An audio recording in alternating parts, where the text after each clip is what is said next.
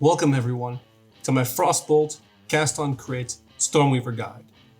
This build is capable of taking on all of the content in the game, including the majority of map modifiers while doing high density breaches, expeditions, and rituals. It's able to defeat all of the map bosses with ease, regardless of the modifiers or the boss's defensive, even if the bosses have increased health and elemental resistances. We're able to take on even the most challenging of content like the notorious Simulacrums. We're able to do both trials of Chaos and Sekhemas, and of course, defeat the pinnacle bosses like +4 difficulty Xescht.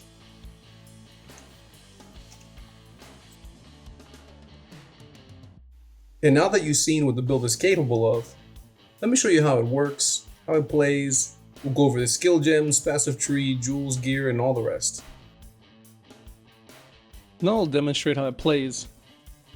So our main damaging skill is going to be FrostBolt, and it's pretty much a one-button playstyle. You're going to be casting your FrostBolts and then running alongside them. One thing to note with this build is you want to avoid standing still and spamming FrostBolts all around you. This is going to dramatically decrease your clear speed and also your safety, as if you notice, when you cast FrostBolt, there is a little space in between your character and where the FrostBolt casts, where enemies that are right next to you won't get hit by the FrostBolt, and you'll have to back up and get them in front of you in order to hit them.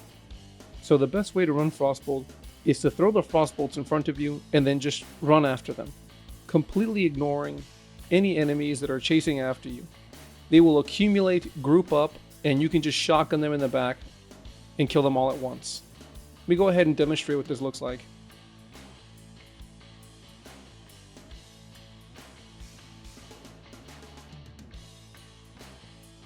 Also, if you notice, as we're running through the map and we're critting, the comets are raining down. So, unless it's a really high density map, generally what happens is the mobs that you're running past and ignoring are just going to die to the comets. When encountering a target that has a lot of resistances or a lot of health that is otherwise not killed by our FrostBolts immediately, we're going to be utilizing our Frost Walls to give us an object to be able to slam our Frost Walls up against, triggering the explosions, the forks, and thus generating a lot of crits and energy. So it'll look something like this. You'll cast a Frost Wall, then you'll cast your Frost Bolts, and of course they'll all explode and fork, doing a high number of damage. What'll happen afterwards is a bunch of comets will rain down, and you'll be looking to spam your Melting Maelstrom to quickly recover all of your mana. The last thing we'll go over, and you'll only have to do this on pinnacle bosses, is the weapon swap tech here. With a chiming staff, we utilize a sigil of power. So over here on your sigil of power, you'll be slotting in persistence there for the increased duration. Now when we encounter a boss, we're going to want to pre-buff. So you'll weapon swap into your staff. You'll cast the sigil of power, and you'll quickly cast spells to be able to generate those charges. If you look here, I'm all the way up to 4. I used a mana flask to get my mana back. I'm fully stacked now. Once you're fully stacked, then you're free to go ahead and swap back. Cast your conductivity on the ground to give the boss resistance reduction. And then we'll go ahead and cast our Frost Wall into our Frost Bolts. Now, let's talk about how it works. Normally, FrostBolt only has one projectile and travels rather slowly. It has a short area of effect and doesn't trigger its explosions unless colliding with a wall. During the campaign, you probably disregarded this spell because of these shortcomings, and probably only used it if you were triggering the explosion via Cold Snap. I'm going to show you how we're going to alleviate all of these shortcomings and make the FrostBolt into a formidable skill, able to clear all of the content. First, let's start off by increasing the number of projectiles so that we're able to cover more ground and are able to handle high density scenarios like breaches and high density modifiers on maps. We do this in two ways. The first way is to add Scattershot onto FrostBolt. This gives us 2 additional projectiles. That's looking pretty good, but I think we can do better. Next, we're going to go to our skill tree, and we're going to add additional projectiles located here and here. Now we're going to be able to cast up to 5 projectiles, covering a much wider area. There's going to be multiple other benefits associated with this, but we'll cover that later. Now we need to address the slow-moving projectile. We're going to do this by adding acceleration onto FrostBolt, as well as taking the acceleration nodes up here for projectile speed, and over here. Now when we fire our FrostBolts, we're able to run alongside them. This is going to make our mapping much safer, as any monsters in front of us are going to get chilled, slowed, and or frozen. Lastly, we need to address the fact that FrostBolt by default pierces targets and thus does not trigger its explosion. So we're losing a large amount of our damage if we're not exploding, and it only does this on terrain. So when it hits mobs, it doesn't explode. We're going to fix this by adding the Snake Pit Ring into the mix. This makes it so that the spell can no longer pierce, and instead explodes if it's in the left ring slot. And now I've queued up a map so I can show you how FrostBolt work when it's under the effects of the Snake Pit Ring. So now we have 5 projectiles, and when they hit, each one of those projectiles is going to split, fork, and trigger more FrostBolts. As you can see, we're able to generate up to 10 FrostBolts very, very quickly. Having multiple projectiles that fork serve 2 purposes. The most obvious is that it's going to be able to fork and hit more monsters, giving us more explosions and more wave clear. But we are also Cast-on-Crit comment, so it's also serving the purpose of giving us more projectiles that are able to crit. The more projectiles that we have with a greater area of effect, the more it's going to be able to crit, generating us more energy and thus triggering more comets. We increase our area of effect on our gem by adding magnified effect. Next, we obviously want to crit as many times as possible, as we are a Cast-on-Crit build, so we want to have ambush on here. And lastly, we want to either have faster cast speed for better mapping, or if you don't have enough damage on your FrostBolt, you can consider casting on here for increased damage on each projectile. Now let's go over our gem setup. For FrostBolt, we've already gone over the gems, but now that we're here, we'll go over it one more time. We take Scattershot to increase the number of projectiles, acceleration to increase the speed of the projectiles, and magnified effect to increase the area of effect of the explosions. Then we take ambush for increased critical chance. And the last slot you can interchange between considered casting if you'd rather have more damage, or arcane tempo if you'd rather have faster clear speed. Our second spell here is Frost Wall. And Frost Wall is going to serve 2 purposes. The first is to debuff high health targets, like certain elites with certain map modifiers, map bosses, and of course pinnacle bosses. We do this by utilizing both cold and lightning exposures, and then we increase this effect by adding Strip Away. We then want the icicles that are created with the Frost Wall to wrap around our target, so we use Fortress. So normally, when you don't have Fortress and you cast the Ice Wall,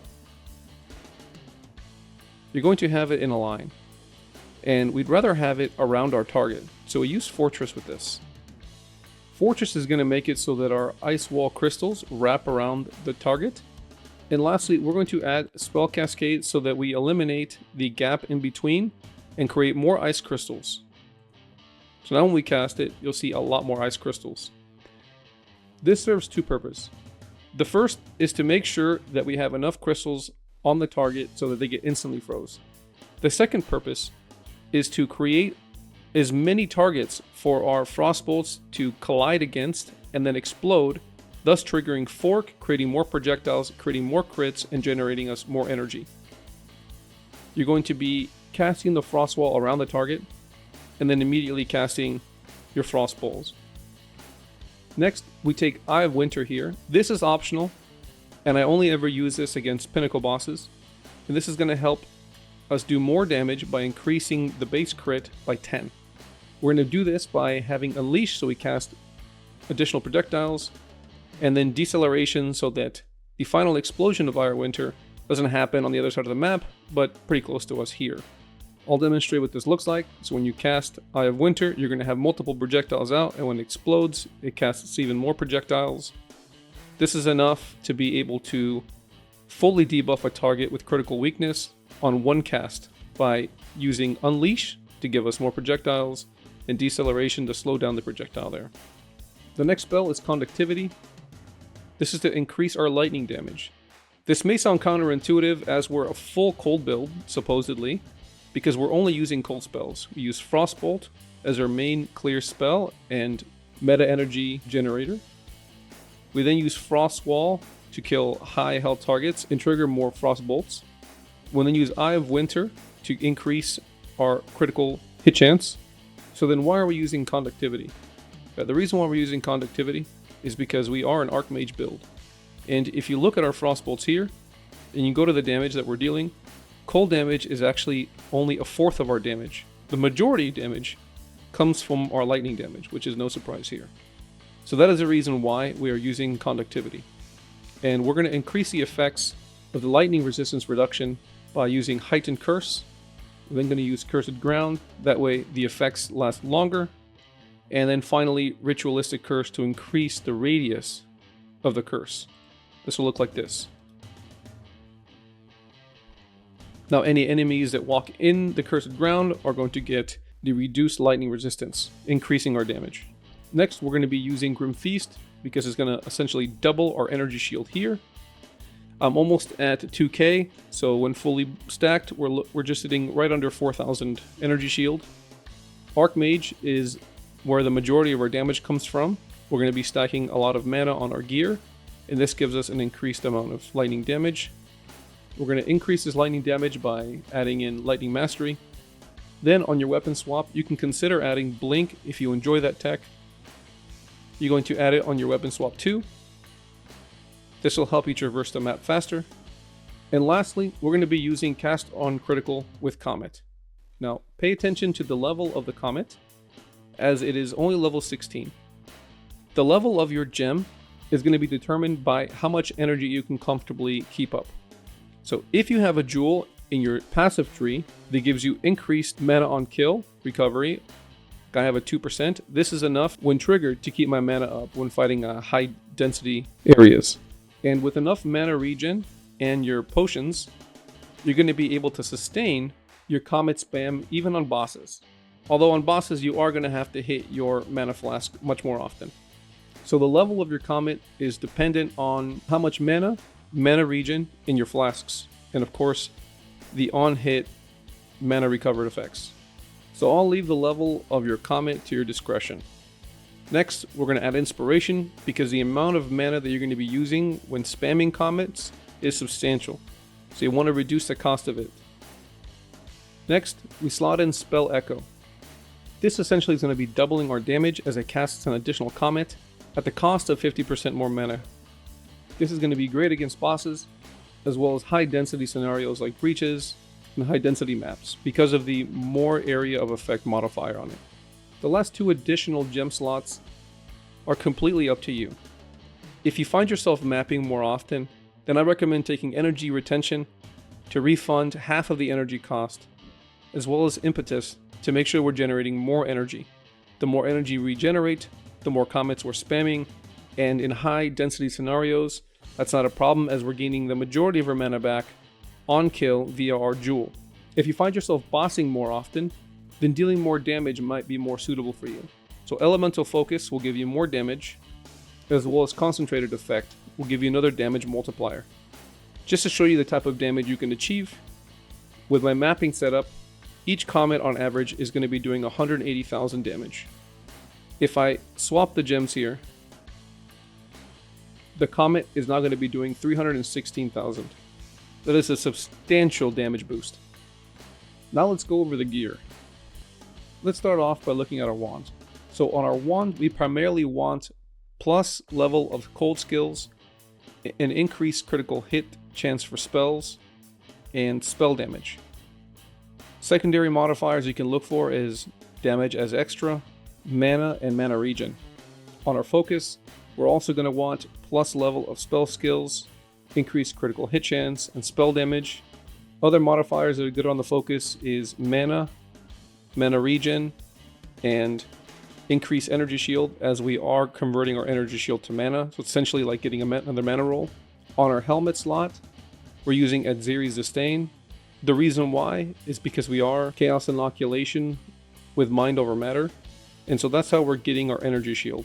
Normally we have no energy shield, but with Adziri's Disdain, it's going to take a portion of our health, in this case it's 29%, and we're going to get that 29% of our life back as energy shield.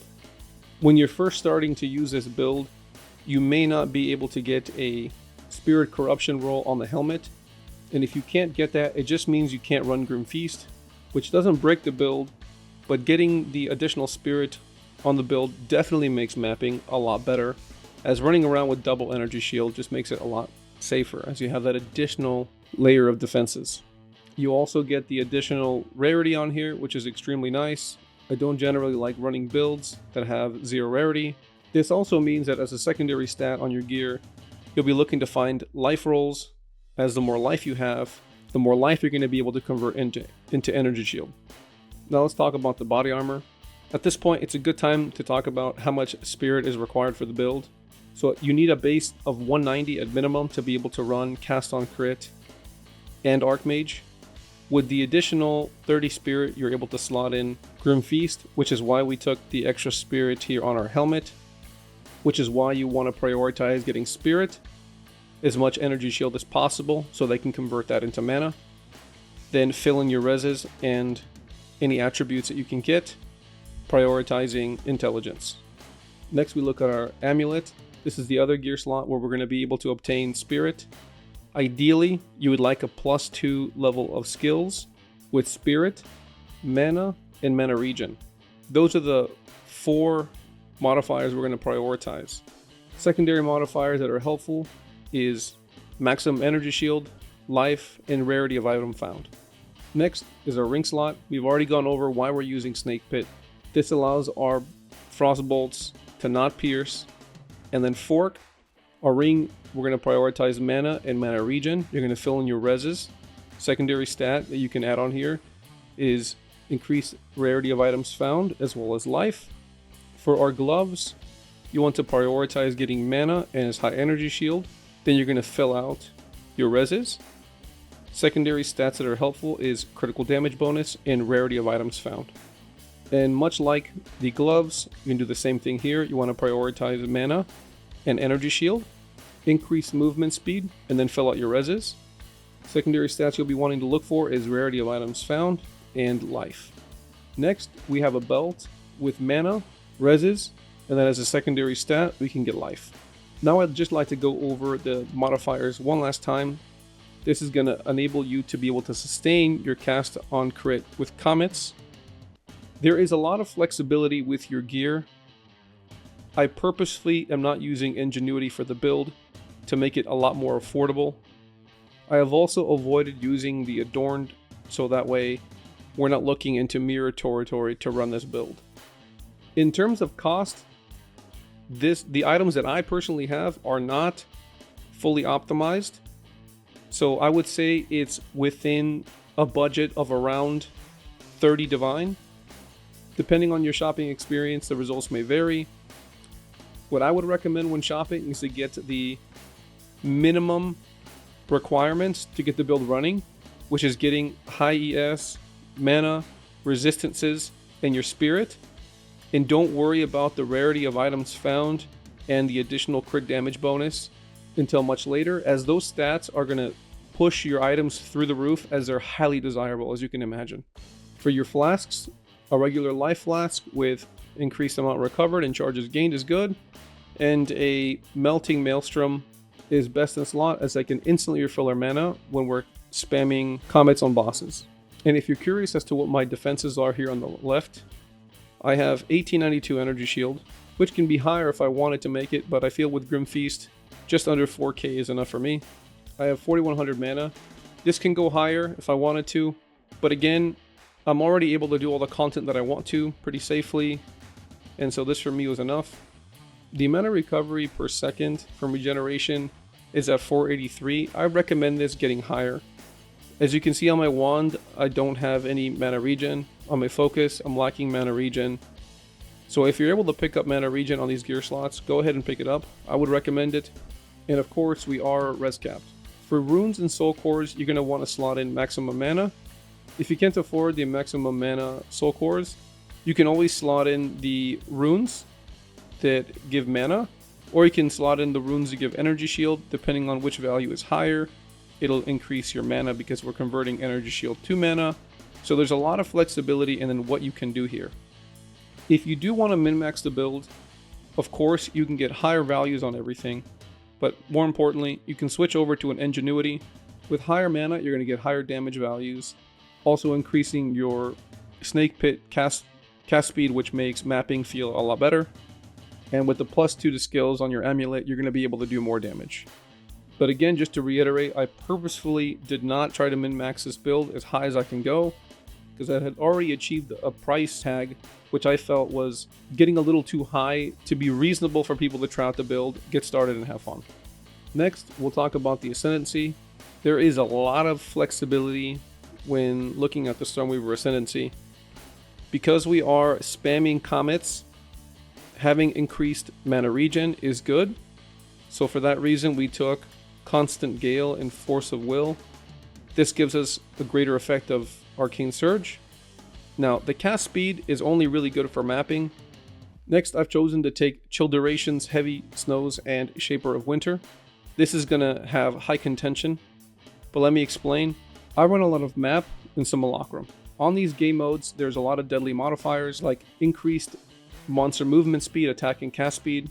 If the map also rolls increased monster damage, or monsters do crits, or even monsters have increased stun, it is likely that something will get through, tag you once or twice, you get stunned and die, or something crits you really hard and you die. I found with Heavy Snow, because we're creating so many projectiles, there's so many chilled ground all over the map, that the mobs running at me that are normally moving very quickly and dangerous are slowed down tremendously. So much so that it's easier for me to move around projectiles, it's easier for me to react, and it's easier for me to run away from fast mobs that would normally catch up to me and hit me, stun me, and kill me. If you've already tried variations of this build, or similar caster builds, where you haven't used Heavy Snow, and you've used Shaper of Storms, try using Heavy Snows. It is primarily a defensive layer. I understand that if you're using Spark and you're clearing the entire screen, the majority of the times you're able to kill all the monsters that never get to you. The only problem is when you're running monsters have increased life, have increased energy shield as life conversion, and elemental resistances. A lot of times what happens is you don't kill the target, and then the target gets to you and then kills you. And so what I'm looking to do is avoid the amount of times that I die. And I came to realize that when I was dying is when the mobs had way too many modifiers on it, and I wasn't able to kill them in 1.5 seconds or across the screen fast enough, and they finally got to me, and then when I got stunned I died. After using Heavy Snows, the amount of times that I've died drastically reduced. And this works even better when you're doing Simulacrum. Because the arena is a lot smaller and you don't have a lot of room to maneuver, having that extra chilled ground means you have more time to react, the monsters are slower, you're able to kill them before they kill you. It gives you just another layer of survivability. The one thing I will say, if you're a type of player that enjoys killing bosses more often, then Heavy Snows really doesn't matter. And it's only then that I would recommend that you take Shaper of Storms over Shaper of Winter, because your priority is just to kill the boss even faster. We're already killing the boss under 5 seconds, but this will make it so we kill the boss in 2 to 3 seconds. Alright, next I'll explain the passive tree here. We're primarily looking to make Frost Bolt feel good. Once our Frost Bolt has enough area of effect, projectile speed, and additional projectiles, then we're looking for build defining keynotes like Mind Over Matter. Eldritch Battery, and Chaos Inoculation. And then after that, we're looking for any type of damaging stats. Finally, we look for any type of defensive nodes. So now let's go over things. So we start off by getting energy shield nodes. We then get into some additional stun threshold and mana, as we are Archmage. So the more mana we have, the more damage we're going to be doing. We then move up over here and grab the additional projectiles. Then go up further and grab the additional projectile speed and more projectiles. We can then come around here and grab the additional projectile speed. And then come over here to the left and grab the increased area of effect nodes. Now that we've got all the increased area of effect, projectile speed, and increased number of projectiles, now we're looking at adding in some crit damage, and increased mana modifiers. We can get that by pathing over here, grabbing True Strike for the jugular.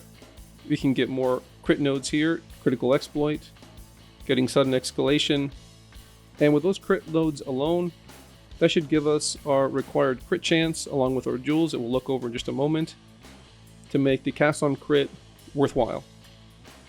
Then we're taking Mind Over Matter to take damage from mana before we take it from our health. We don't have health because we have Chaos Inoculation.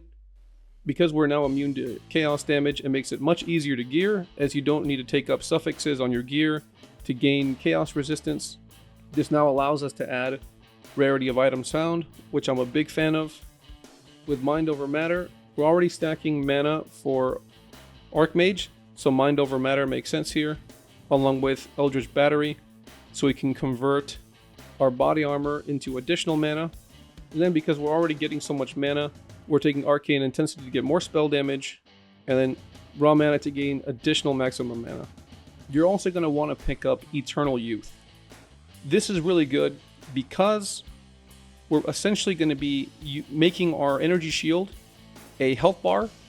So being able to refill this really quickly on command while we're getting hit is extremely strong, especially when you couple the fact that with Mind Over Matter, we're making our mana able to instantly refill with the ultimate mana flask.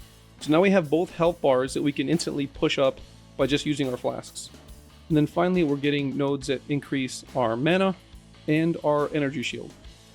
Lastly, you're going to want to anoint Split Shot on your amulet so you can have an additional projectile when you fork.